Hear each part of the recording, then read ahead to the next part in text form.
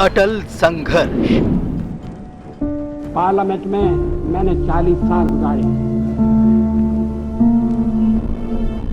ऐसे क्षण बार बार आए। सरकारें बनी हैं, बदली हैं, नई सरकारों का गठन हुआ है। अटल संकल्प। सत्ता का खेल तो चलेगा, सरकारें आएंगी जाएगी, पार्टियां बनेगी बिगड़ेंगी, मगर ये देश रहना चाहिए, इस देश का लोकतंत्र अमर रहना चाहिए। अटल मेहनत। हमने मेहनत की, हम लोगों में गए, हमने संघर्ष किया है। पार्टी 365 दिन चलने वाली पार्टी है। ये कोई चुनाव में कुकुर मुक्के की तरह से खड़ी होने वाली पार्टी है। और आज हमें अकारण कटघरे में खड़ा किया जा रहा है। अटल हिम्मत। एक नहीं, दो नहीं, करो 20 समझौते पर स्वतंत्र भारत का मस्तक नहीं झुकेगा।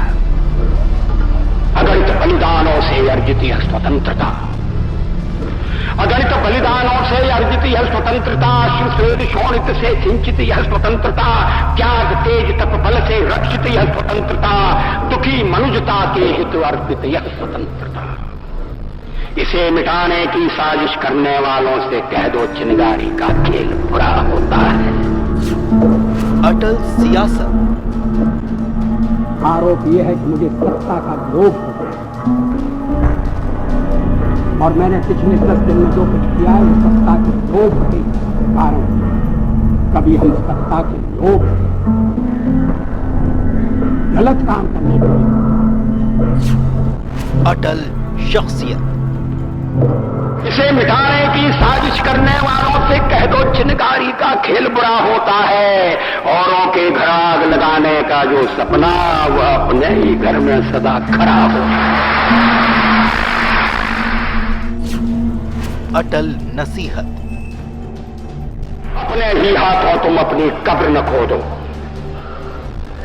अपने ही हाथों तुम अपनी कब्र न खोदो, अपने पैरों आप कुल्हाड़ी नहीं चलाओ। ओ नादान पड़ोसी अपनी आंखें खोलो, आजादी अनमोल न इसका मोल लगाओ। पर तुम क्या जानो आजादी क्या होती है, पर तुम क्या जानो आजादी क्या होती है। तुम्हें मुफ्त में मिली न कीमत कई चुकाई, अंग्रेजों के बल पर 2 टुकड़े पाए हैं, मां को खंडित करते तुमको लाज ना आई। अटल प्रेम। निंदक नियरे राखिए आंगन कुटी छवाए।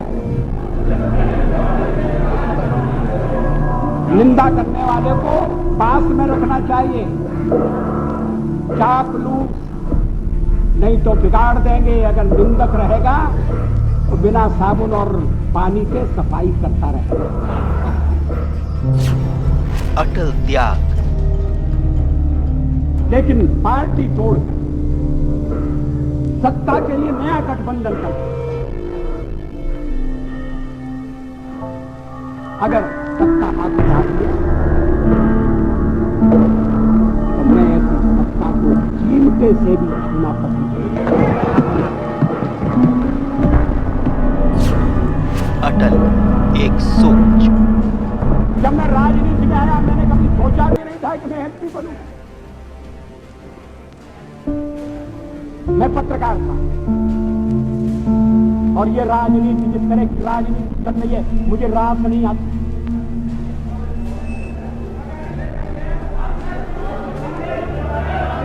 मैं छोड़ना चाहता हूं मगर राजनीति मुझे नहीं छोड़ती। क्षमा करो बापू, तुम हमको वचन भंग किया। राजघाट को किया पावन, मंजिल भूले यात्रा आधी। जय प्रकाश जी रखो भरोसा, टूटे सपनों को जोड़ेंगे, चिता भस्म की चिनगारी से अंधकार के गढ़ तोड़ेंगे। इन सभी को समाहित कर जो छवि तैयार होती है उसे अटल बिहारी वाजपेयी कहते हैं। और वो वाजपेयी जो कभी किसी के सामने ना ही झुके और ना ही झिझके। उन्होंने कर्म की राह पर चलते हुए ना तो अपने कदमों को रुकने दिया और ना ही वो कभी ठिठके। वो राजनीति में भी ना ही अपनी बादशाहत बरकरार रखने के लिए कभी दूसरे का इस्तेमाल किए और ना ही कभी किसी को अपना स्वाभिमान तोड़ने के लिए विवश किया। वो अटल जो भारतीय राजनीति की बदली सूरत और सीरत के गवाह रहे हैं। वो अटल जिनके व्यक्तित्व के मुरीद उनके साथी ही नहीं बल्कि विरोधी भी रहे हैं। वो अटल जो एक मजबूत राजनेता भी रहे। वो अटल जिनके विराट हृदय में एक देश प्रेमी कवि भी बसता रहा। वो अटल जो भारतीय नीति और रीति को एक अलग दिशा तक पहुंचाने में भी अपना योगदान दे गए। हम भी अपने ढंग से देश की सेवा कर रहे हैं और अगर हम देशभक्त न होते और अगर हम निस्वार्थ भाव से राजनीति में अपना स्थान बनाने का प्रयास न करते और हमारे इन प्रयासों के पीछे 40 साल की साधना है। देश के पूर्व प्रधानमंत्री अटल बिहारी वाजपेयी स्वतंत्र भारत की राजनीति के आसमान पर चमकते वो सितारे थे जिन्होंने देश के हर दौर को अपनी ऊर्जा से रोशन किया। एक दौर वो भी था जब अटल बिहारी वाजपेयी संसद में बोला करते थे तो देश के पहले प्रधानमंत्री जवाहरलाल नेहरू समेत पूरी संसद मुग्ध होकर उन्हें सुना करती थी। मैंने एक बार पंडित जी से कह दिया था कि आपका एक मिला जुला व्यक्तित्व है और आप में चर्चिल भी है और चैम्बरलेन भी है। वो नाराज नहीं हुए। शाम को किसी बैंक्वेट में मुलाकात हो गई और उन्होंने कहा आज तो बड़ा जोरदार भाषण दिया है। एक दौर वो भी आया जब वाजपेयी को हिंदुस्तान का विदेश मंत्री बनाया गया और उन्होंने विदेशी सरजमी पर अपनी बोली अपनी भाषा हिंदी में संयुक्त राष्ट्र संघ को संबोधित किया और ये जता दिया कि विश्व कल्याण के लिए भारत का सहयोग भी बराबर रहेगा। मैं भारत की ओर से इस महासभा को आश्वासन देना चाहता हूं कि हम एक विश्व के आदर्शों की प्राप्ति और मानव के कल्याण तथा उसके गौरव के लिए त्याग और बलिदान की बेला में कभी पीछे नहीं रहेंगे। जय जगत। धन्यवाद। एक वक्त वो भी आया जब बीजेपी संसद में अपना अस्तित्व लगभग खो चुकी थी। एक वक्त वो भी आया जब अटल बिहारी वाजपेयी के नेतृत्व में बीजेपी का झंडा देश की सत्ता तक भी पहुंचा। लेकिन कौन भूल पाएगा उन दिनों को जिसमें अटल जी ने 13 दिनों की सरकार को बचाने के लिए तमाम कोशिशें भी की। लेकिन इन सब के बावजूद अटल बिहारी वाजपेयी ने सत्ता पाने के लिए जोड़ तोड़ की राजनीति को चिमटे से भी न छूने की अपनी बात कहकर विरोधियों की मनसा को धूमिल कर दिया। भगवान राम ने कहा था मैं मृत्यु से नहीं डरता हूं तो बदनामी से डरता हूं, लोकाभिशाप से डरता हूं। लेकिन पार्टी तोड़कर सत्ता के लिए नया गठबंधन करके अगर सत्ता हाथ में आती है तो मैं ऐसी सत्ता को चिमटे से भी छूना पसंद। संसद के जर्रे जर्रे में आज भी वो लम्हे ताजा हैं जब अटल बिहारी वाजपेयी अपने अंदाज में बोला करते थे और पूरी संसद बड़ी ही खामोशी के साथ उन्हें सुना करती थी। अटल जी भारतीय राजनीति के सिर्फ एक नेता नहीं थे। अटल जी भारतीय लोकतंत्र के पूर्व प्रधानमंत्री नहीं थे। अटल जी भारतीय शासन की एक शख्सियत भर नहीं थे। अटल जी भारत के वो अनमोल रत्न थे जिन्होंने भारतीय राजनीति के इतिहास पर अपनी एक अमिट कहानी लिख दी। अगर देखा जाए तो अटल बिहारी वाजपेयी देश की एक विरासत है जिनके इर्द गिर्द भारतीय सियासत का पूरा सिलसिला चलता है और ये सिलसिला शुरू हुआ था साल 1957 से। ये वो साल था जब अटल जी भारतीय संसद में पहली बार दस्तक देने पहुंचे। स्वतंत्र भारत के दूसरे आम चुनाव हुए। जिसमें अटल बिहारी वाजपेयी भारतीय जनसंघ के टिकट पर 3 जगहों से चुनाव लड़े। लखनऊ में हार का मुंह देखना पड़ा तो मथुरा में जमानत जब्त हो गई, लेकिन बलरामपुर ने अपने इस युवा नेता पर विश्वास जताया और अटल जी को अपना सांसद चुना।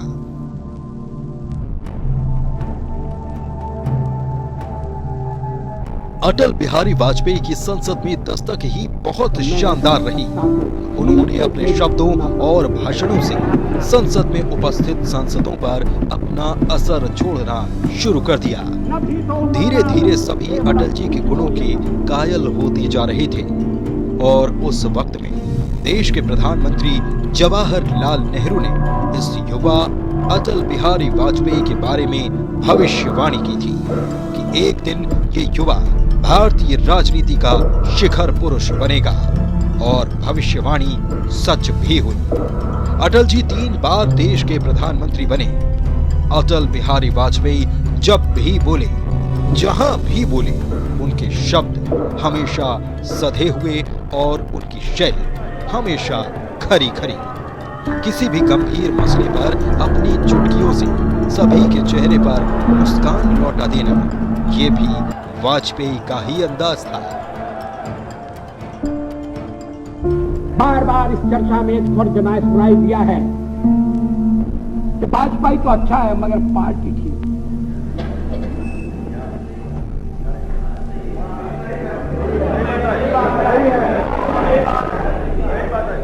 अच्छा, तो अच्छे वाजपेयी का आप क्या करने का इरादा रखते हैं?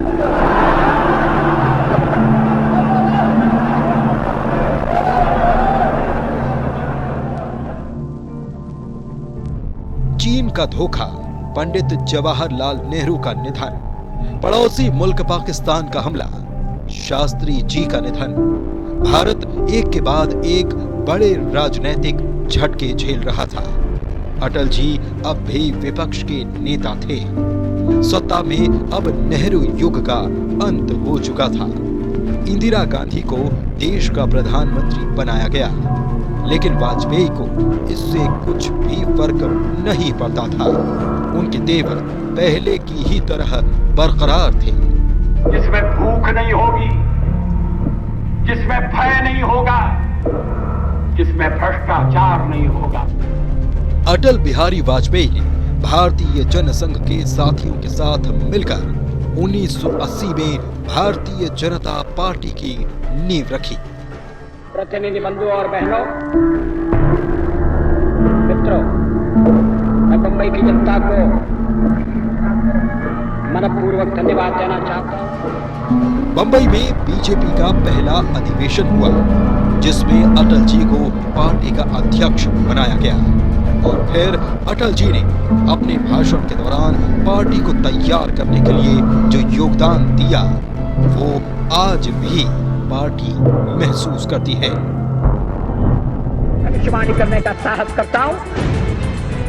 अंधेरा छटेगा, सूरज निकलेगा, कमल खिलेगा। बीजेपी का अस्तित्व में आना, उसे बचाए रखना अटल जी के लिए सबसे बड़ी चुनौती थी। साल 1984 के आम चुनावों ने पार्टी और वाजपेयी की उम्मीदों को चकनाचूर कर दिया। 1996 के उन चुनावों में वाजपेयी के वजूद ने एक बार फिर अपना असर दिखाया और बीजेपी सबसे बड़ी पार्टी बनकर उभरी। 13 दलों के गठबंधन से एनडीए की नींव पड़ी और अटल दूसरी बार राष्ट्रपति भवन के प्रांगण में प्रधानमंत्री के पद और गोपनीयता की शपथ ली। मैं अटल बिहारी वाजपेयी ईश्वर की शपथ लेता हूँ। स्वभाव से बेहद शांत वाजपेयी की सरकार का अभी पहला महीना भी ठीक से नहीं गुजरा था कि उसने ऐसा धमाका किया कि पूरी दुनिया भौचक रह गई। 2 दिनों के भीतर परमाणु परीक्षण के विस्फोटों से पोखरण थर्रा उठा।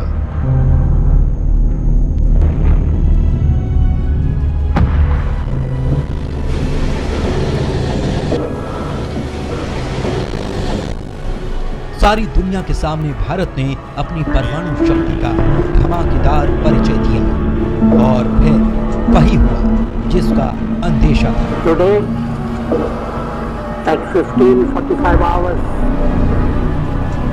India conducted 3 underground nuclear tests in the Pokhran Lake. America समेत कई महाशक्तियों ने भारत पर कई प्रकार के प्रतिबंध लगा दिए, जिसको दरकिनार करते हुए अटल ने आर्थिक विकास के रास्ते पर देश को आगे बढ़ाया। दुनिया का इतिहास पूछता रोम कहाँ, यूनान कहाँ है। दुनिया का इतिहास पूछता रोम कहाँ, यूनान कहाँ है। घर घर में सुबह अग्नि जलाता वह उन्नत ईरान कहाँ है। दीप बुझे पश्चिमी गगन के, व्याप्त हुआ बड़बड़ अंधियारा, किंतु चीर कर धमकी छाती चमका हिंदुस्तान हमारा। अभिनंदन होना चाहिए वैज्ञानिकों का, उन इंजीनियरों का जिन्होंने पोखरण में जो कुछ हुआ उसे सफलतापूर्वक करके दिखाया। जय जवान जय किसान के नारे को अटल ने एक कदम और आगे बढ़ाया। वाजपेयी हिंदुस्तान की हथेली पर विकास की गाढ़ी लकीरें खींच रहे थे। देश उन्नति की राह पर सरपट दौड़ रहा था। हिंद का डंका सारी दुनिया में बज रहा था, लेकिन सियासत का ये सूरमा इतने से ही संतुष्ट नहीं था। वो सरहदों पर उठी हुई संगीनें नहीं, बल्कि शांति चाहता था और वो दोस्ती की बस में सवार अपनी बाहें फैलाए पाकिस्तान पहुंच गए। दुनिया उन्हें अचरज भरी आंखों से निहार रही थी और मंद मंद मुस्कान के साथ अटल अपने दुश्मन को दोस्ती का पाठ पढ़ा रहे थे। विभिन्नताओं और विरोधों को एक भाव और एक सांस से साधने वाले अटल देखते ही देखते सबके अजीज हो गए। लेकिन अभी उन्हें एक और अग्नि परीक्षा से गुजरना बाकी था। सियासत के इस चाणक्य के लिए समय ने एक चक्रव्यूह बनाया और वादा खिलाफी का आरोप लगाकर जयललिता ने सरकार से अपना समर्थन वापस ले लिया। मैं अपना त्याग पत्र राष्ट्रपति महोदय को देने जा रहा हूं। समय भी सियासत के इस संत के संयम को मानो परख रहा था। जोड़ तोड़ के सारे औजारों को आजमाने के बाद भी कोई दल सरकार बनाने की हालत में नहीं था। लिहाजा वाजपेयी कार्यवाहक प्रधानमंत्री बने रहे। इधर देश में एक बार फिर चुनावों की चकबंदी हो रही थी और उधर हमारा पड़ोसी हमारी ही पीठ में चुरा घोंपने का षड्यंत्र रच रहा था। करगिल की कुछ चोटियों पर पाकिस्तान की घुसपैठियों ने कब्जा कर लिया। वाजपेयी ने शत्रुओं को सबक सिखाने का आदेश दिया। भारतीय सेना के ऑपरेशन विजय की इस शौर्य गाथा ने दुनिया भर में अपने बाहुबल और बलिदान से दुश्मनों के दिल को दहला दिया। लगभग 3 महीने तक चले संघर्ष के बाद दुश्मनों ने अपनी हार स्वीकार कर ली। इस विजय ने अटल को एक सुलझे हुए सियासतदान के साथ साथ एक फौलादी सेना नायक के तौर पर भी स्थापित कर दिया।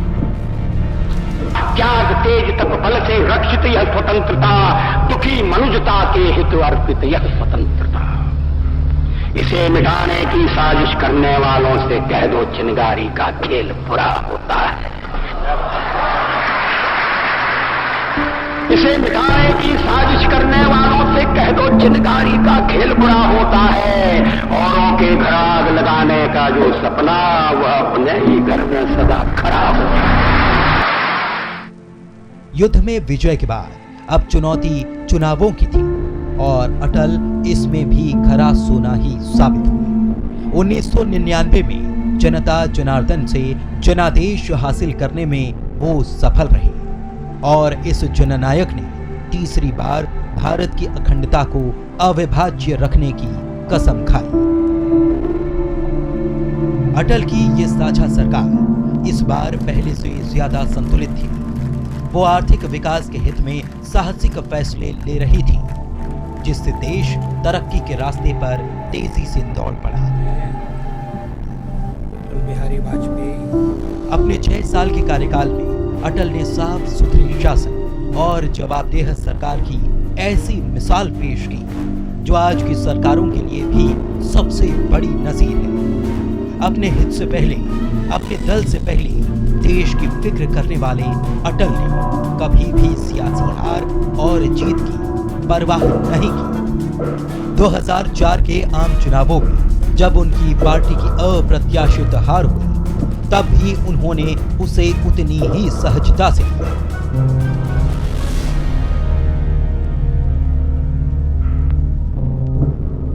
अटल बस एक नाम नहीं है, बल्कि आजादी के बाद की सियासत के सबसे बड़ी धुरी रहे।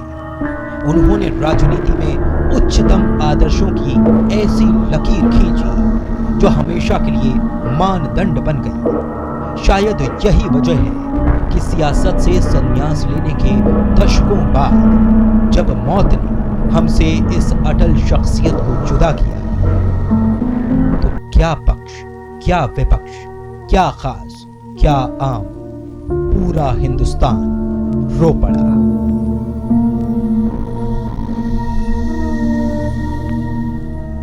बाधाएं आती आए, गिरे पड़ने की घोर घटाएं, पांवों के नीचे अंगारे, सर पर बरसे यदि ज्वालाएं, निज हाथों से हंसते हंसते आग लगाकर चलना होगा, कदम मिलाकर चलना। क्षमा करो बापू, तुम हमको वचन भंग किया हम अपराधी। राजघाट को किया पावन, मंजिल भूले यात्रा आधी।